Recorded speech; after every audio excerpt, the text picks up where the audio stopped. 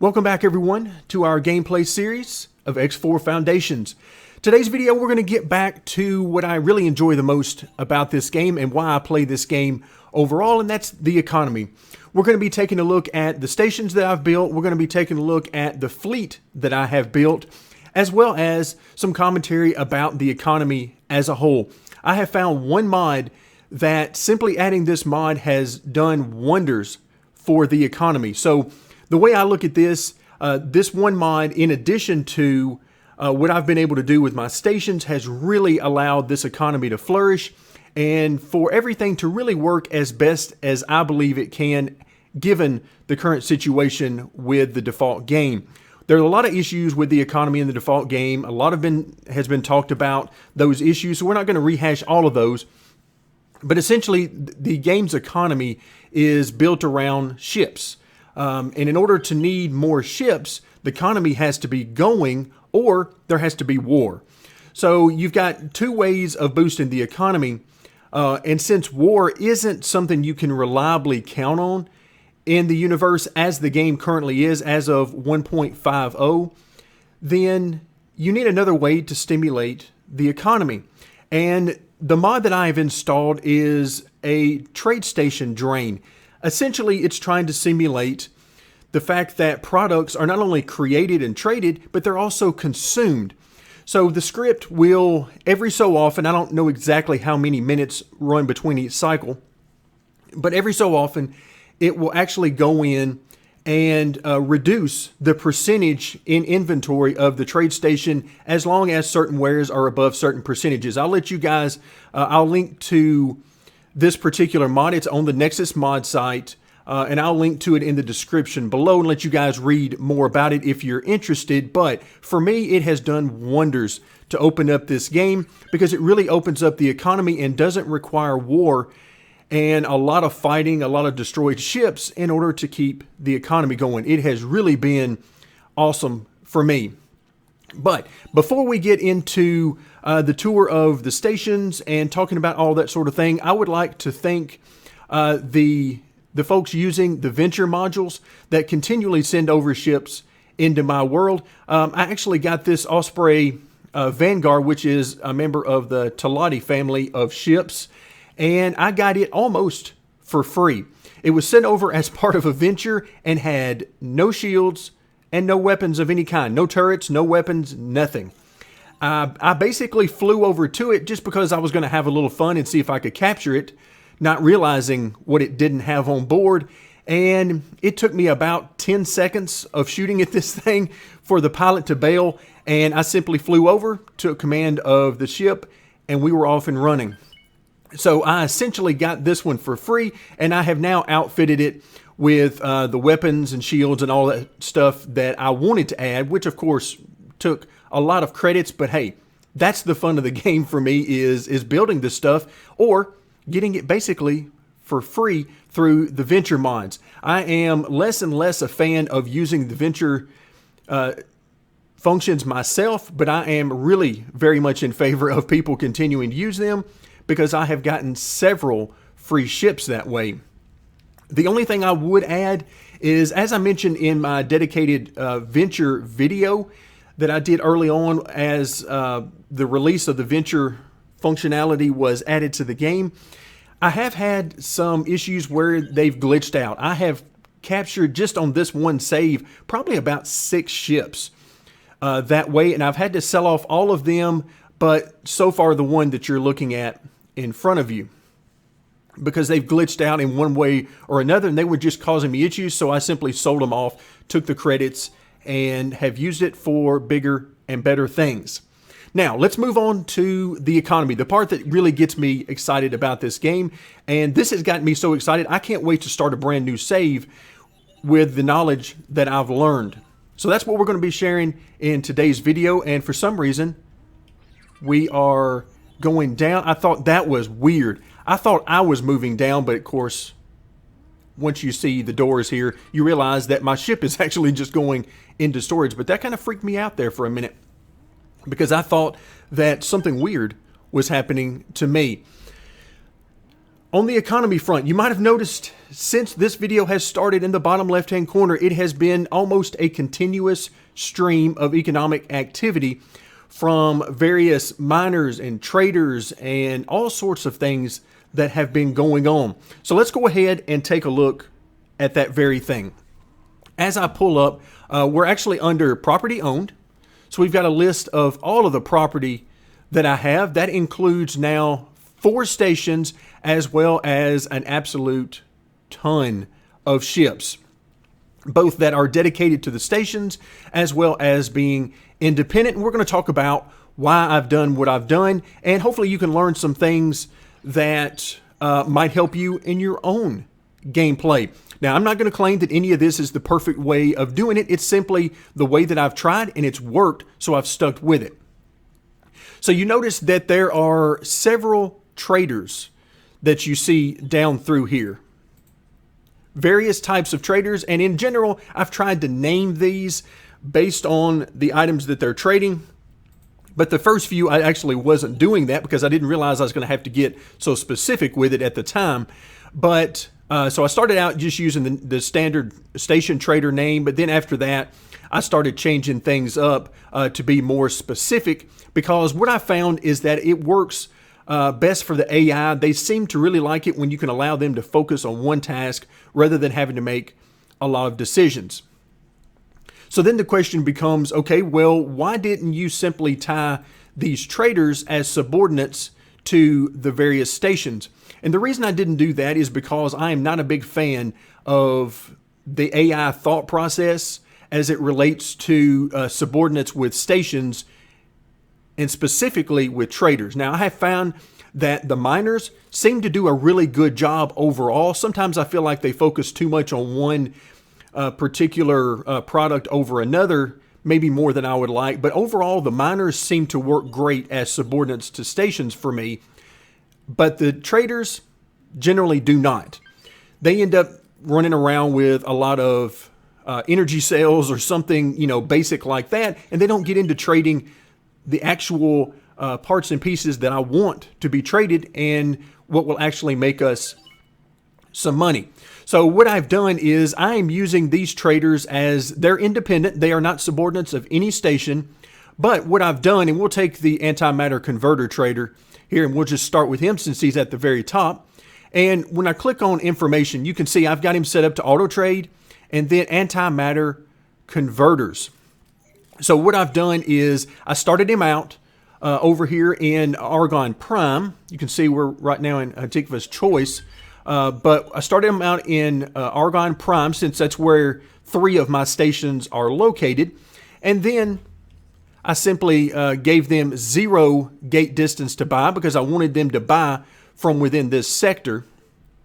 And then as far as selling, I just want them to go wherever they can find the best deal. And that has kept them very busy.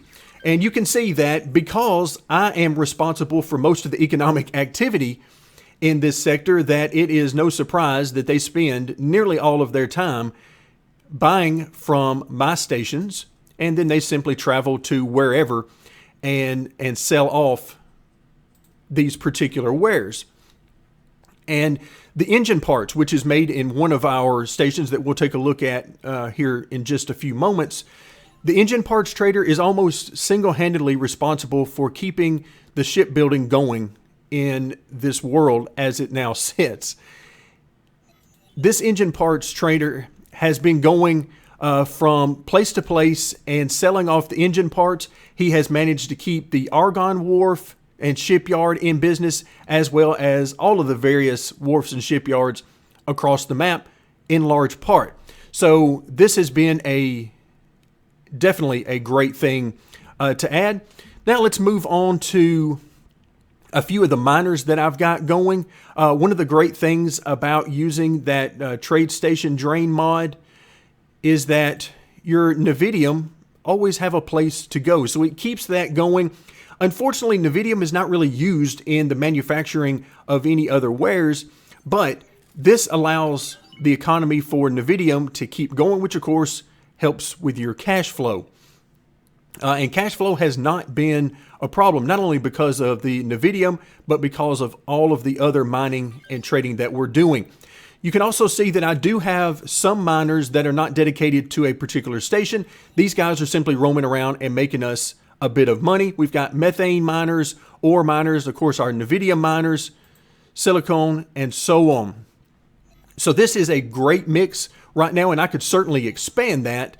But for right now, this has been a great mix and allowed me to spend most of my time focused on the stations. So let's go into the stations right now and let's expand this. And I want to look at the subordinates. And you can see I have got a ton of subordinates here. You can see the number over here in the top right-hand corner of the property owned screen.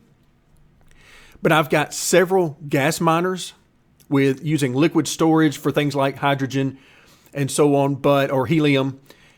And then you've got the normal station miners. These are guys looking for silicone or ore and maybe ice, depending on the station. But I have got a ton of those working on station 1. And now we're going to take a look at why that is. Currently, I don't have anything being built here, but here is a basic look at the station. At the very end of the video, I'm actually going to show some footage flying around the station so you can see the modules themselves. But here is the basic layout that I've got. Again, I am certainly no expert in laying these things out. And basically, I've just made them fit where I had room as best I could. So no current items being built right now, no new storage or any other types of modules. But if we come in under the logical overview, you can see there is quite a bit going on. Now let's go ahead and pull up the management account. And you can see for the last day, of course, as soon as I got the station up and running, he quickly was able to make quite a bit of money, nearly 3 million credits. But then you're going to see some sharp downward turns. Those are when I came in and took credits away from him to use for other projects, more building and so on. So that's what's going on whenever you see these sharp declines back toward $1 million or so, as the case may be.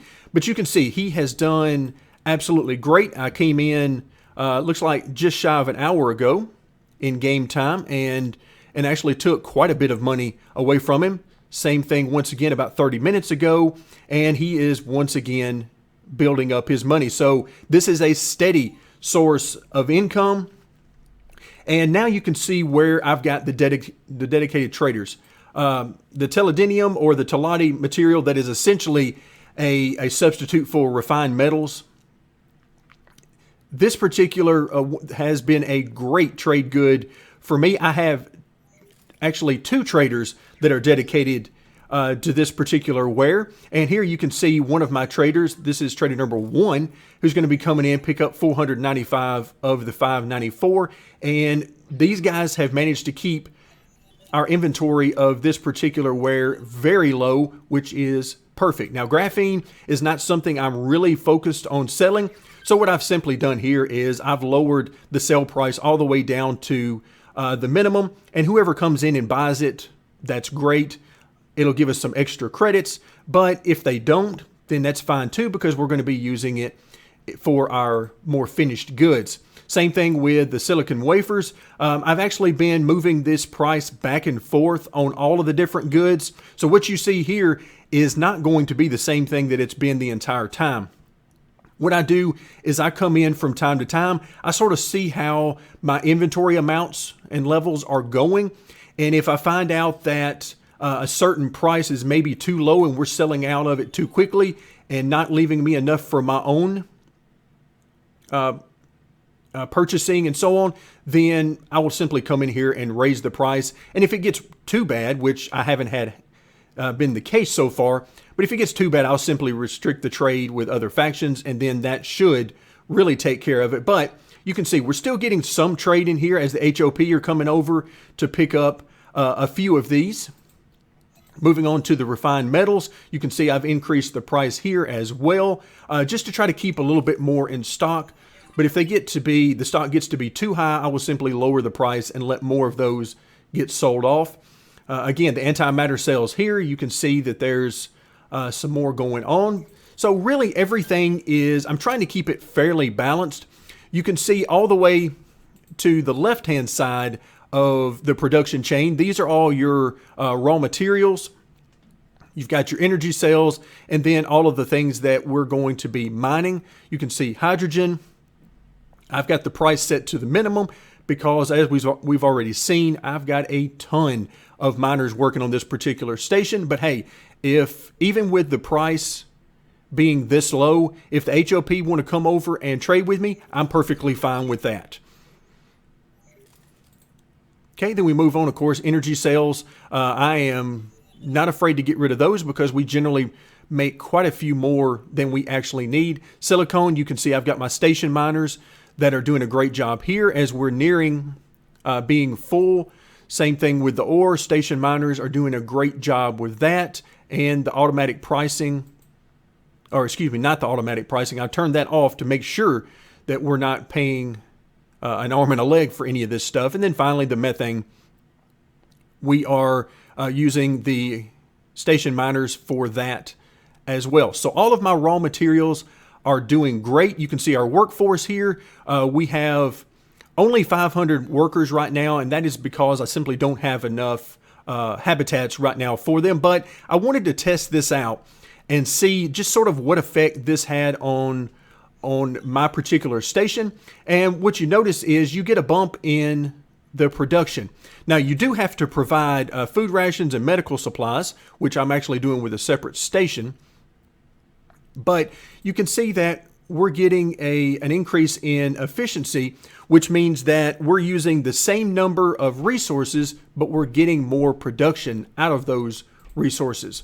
And here you can see 125, 127, 121, and so on. So we get increased efficiency out of using the workforce. So I plan on increasing the amount of workforce that we can use going forward. Currently, this is the only station where I'm using the workforce, but I'll be expanding that going forward. All right, now let's move back out. But before we do that, real quick, you notice that at this particular station, I am currently supplying all of the raw materials either through direct production in the case of energy cells or through the mining processes in the case of all the other raw materials. And that is really helpful whenever you're looking for maximum profits. Now, it just makes sense that if you're doing all the work yourself and you're not having to buy a lot of raw materials, then you're going to be able to make more money. So really, I'm spending my money rather than spending money on buying materials. I'm spending my money on more ships so that I can do as much of this on my own as possible. And that is certainly helping out with the profits on this station.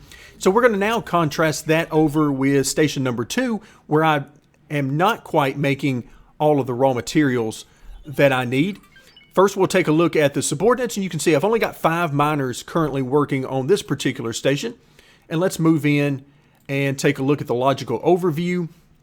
So here, I'm having to purchase a few things right now, such as quantum tubes and antimatter cells. So I've got some more production that I need to do, some more modules I need to add, as well as the advanced composites. So I need to add those in to fill out my production chain with the other items that I am currently producing. And here you can see the difference. We're certainly making money on this particular station. You can see I didn't start this manager out with any credits, and then through the various sales of things like silicon wafers, water, and so on, he was able to make quite a bit of money. And then I've started actually draining this account quite a bit, and then he's actually managed to make back some money. So you can continually make money, but it will be much quicker if you're making all of the components that you're using. So as we slide over to the right, the antimatter converters, you can see our dedicated trader is taking care of that. 150 has been created, and he's coming over to grab those 150, and he'll be off to trade those. The Claytronics looks like our trader, our dedicated trader, has already come over and picked those up. If, for instance, another faction hasn't sent over a trader to get them first. Either way is perfectly fine with me. Space Fuel, we have a dedicated trader. You can see he's coming over to pick all of that up. And then finally, Advanced electronics, same thing. Dedicated trader is coming over to pick up everything that I currently have in storage. Now I've started to expand my production here. You can see I've set up a couple of microchip units. So we're trying to make more microchips, and you can also see that the pricing I have run out to the maximum simply because I want to make sure that I'm not really selling these off, because I want to make sure I'm keeping them to make my other final products. Wheat here, we've got plenty of that, so I've run the price down as low as possible. We don't generally sell a lot of wheat, but every once in a while, we'll get a trader that will come over and buy a good portion of it. Same thing with the wafers. I've actually had to increase the price here so that we could keep some in stock, because these generally go fairly quickly. And then you can see we've got a little bit of trade going in water, but once again, I've left the price down low because we're generally making much more of it than we need. So again, everything is going great with the stations. Now let's move over to our third station, which is a dedicated supply build. Let's actually go into plan build. Okay, we are done now with all of our building. And here, once again, I've not really done a whole lot for this guy. And if you take a look at where he is, you can see there has been a huge jump. Most of this initial part was me trying to get everything up and running, trying to get all the modules built. So I was spending quite a bit of money there. So he wasn't able to really build up anything until we got all of the modules really in place that we needed. And now he has certainly took off and made quite a bit of money, considering we only have two products that I'm interested in selling on this particular station, and that's food rations and medical supplies. So the food rations, we have once again a dedicated trader. So he'll be coming in as soon as he's done with his current trade run. He'll be coming back over and taking most, if not all, of these food rations. I've also seen the AI coming in and taking quite a bit of these as well. Same thing with the medical supplies. There you can see our one of our two medical supply traders that are going to be coming over and taking the stock that we currently have. So this particular station is not really here for the money. It's here for the medical supplies and the food rations that I need for my other stations as I start to expand my workforce. So this one is actually making quite a bit of money, and I didn't even plan for it to really make all that much money. And then finally, where we are currently docked over here in Tikva's Choice, we have our space weed factory. And this is where I just got into something I wanted to do for fun. And we'll take a look at this particular station. This is by far the newest of my stations. And right now it looks like, yeah, we're almost done with purchasing all of the goods we need for our production here. But we have gotten done with the space weed production as well as the swamp plants that we need as part of that production. Water production, of course, water is vital when you're dealing with your space weed. So all of that is in place. Now we are working on our dust production. And what we'll actually do is, let's come in under, but everything is going good here. In fact, this should be done here fairly shortly. 6.5 minutes left on this one. And just from the state of our money, let's actually go ahead and add him a little bit more money in here. Not quite that much. 186 should be fine. And we'll confirm that. So we'll make sure he's got enough to purchase any remaining wares that he needs.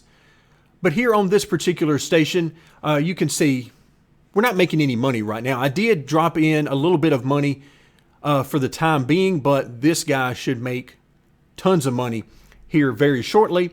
But we're just seeing the beginnings of all of the production taking place, as it's been probably 30 to 45 minutes maybe in game time that this station has actually been in any way functional. So right now we've got what we need. Of course, water is vital to both of our production chains here. And space weed looks like we're finally going to get our first batch done in about 6 minutes time. So what I'm going to be doing here very shortly is I'm going to order up a dedicated trader for each of these. And this is going to be really good simply because if I come back out to the map, let's actually go in under specific wares, and we're going to turn this on right now. Because if we scroll our way down to Space Weed, you'll notice that right over here at the trading station, we have a huge demand for it. 44,000 units are requested, and the price that they're willing to pay for it, 333 credits. That is absolutely amazing. Now, of course, if we get too adventurous with this particular station and the wares we're creating, then we could get into some faction relation issues because they are illegal to some or most of the factions. But right now, we're looking at a great situation where we can simply make the space weed and come right over here and sell it. And not only the space weed, the dust as well. Let's see, where are we with the dust? I forgot the name of the dust there for a second. The Maha dust or Meiji dust, however you want to pronounce that. I'm sure somebody will let me know that there is a correct pronunciation. But here we've got over 22,000 in demand, and so that is going to be a great situation where we're not even going to have to leave our own sector in order to trade these wares. So this should be a huge moneymaker, and I'll keep you guys updated as we move along in the series as to just how good of a moneymaker it is. Because with this particular factory, if we come back in and look at the logical overview, the only thing we're not producing on our own are the energy cells. And of course, we've got room that I can add those to the factory later, but I didn't want to start with those because we're making tons of those. And if anything, those are extremely cheap, so I'm not terribly worried about those. But the ice, you can see we do have, wow, and these guys are getting drowned out. Let's actually go ahead and change this now. Okay, it's good that these guys are getting us up and running on our ice production, but we actually have some dedicated ice miners that I think will be perfectly fine for this long term. So let's actually back out and I'll show you guys what I mean here.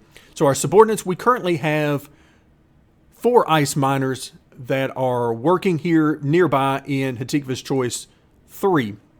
So a nearby sector to where we currently are. So those should be fine overall as we move forward. But if I need some more of those, then I will certainly go and purchase more of those. Same thing stands for water production. If I find out that long term I need more water production than I'm getting, since it is so vital to both the spices and the swamp plant, then I will certainly do that.